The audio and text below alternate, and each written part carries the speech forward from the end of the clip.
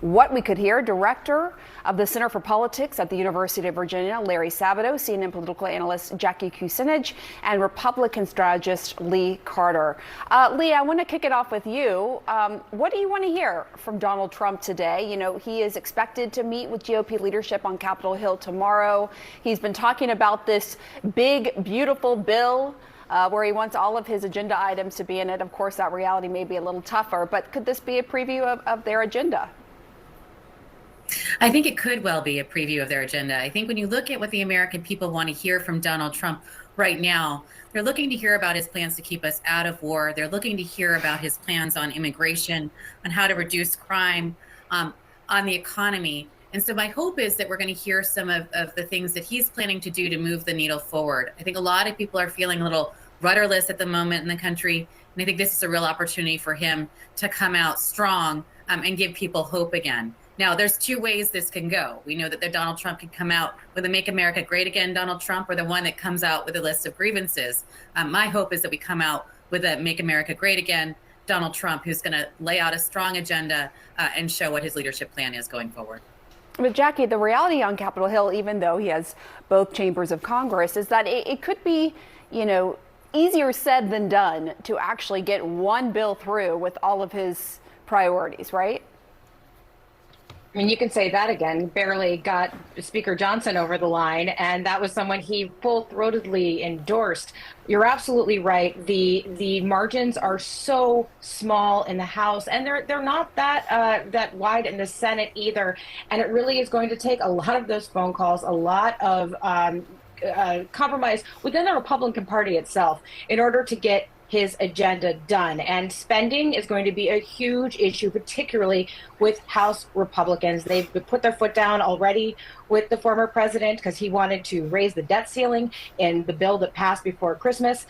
That did not happen. So we'll see how he decides to turn the political screws, if he does, going forward in this next Congress to get his agenda through.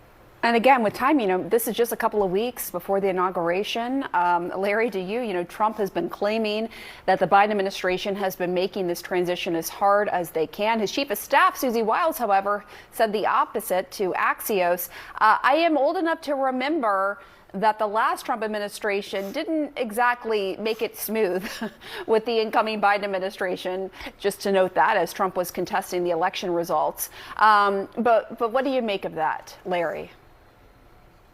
I hope people remember the history or are reminded of the history, because Donald Trump cooperated with the incoming administration, the incoming Biden administration in 2020, less than any modern president has with his successor.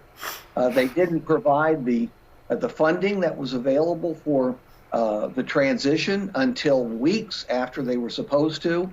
Of course, Trump himself didn't have Biden into the Oval Office the way that President Obama had Trump into the Oval Office. And believe me, Obama wasn't, I'm sure, very happy to have Trump in, but he did it because it was the right thing to do. And then Trump didn't even attend his successor's inauguration. It was really actions that are difficult to forget and ought to be remembered. So by comparison, the Biden to Trump transition here has been terrific. And many of the people associated with Trump say so. And Trump ought to say so if he wants to keep people, if not united, then at least not at loggerheads. All right. So, Larry, there's something else going on right now that is very important, and that is former President Carter's coffin leaving the Carter Center before it makes its journey here to Washington, D.C. For his funeral. This is, you know, a poignant time, Larry.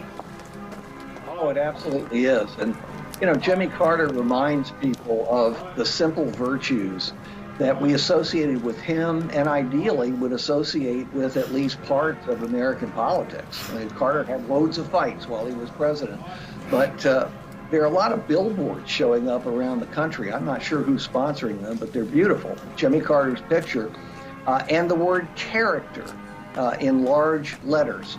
And if you look at character carefully, you see that the name Carter is part of the word character. And I think that's how people are remembering Jimmy Carter, maybe in a way they didn't think of him in all those years that he was an ex-president doing great things.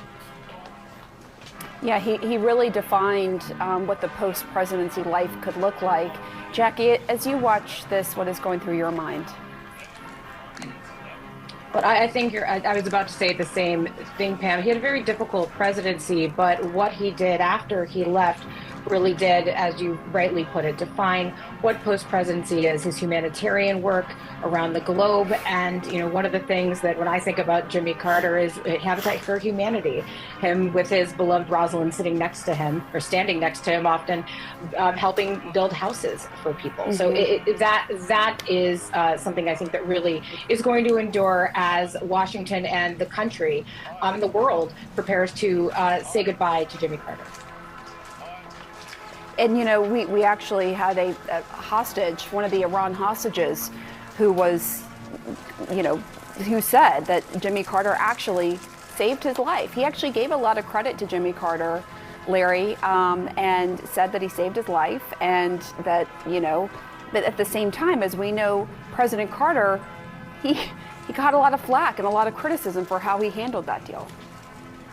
Well, he did. Of course, he did have a rescue mission, and tragically, it ended badly with the helicopters crashing in the desert. But, one thing that people forget is if Jimmy Carter had mounted a series of military actions against Iran, don't you think the probability was that some of those hostages either would have been killed as American troops were trying to rescue them, or would have been killed in retaliation?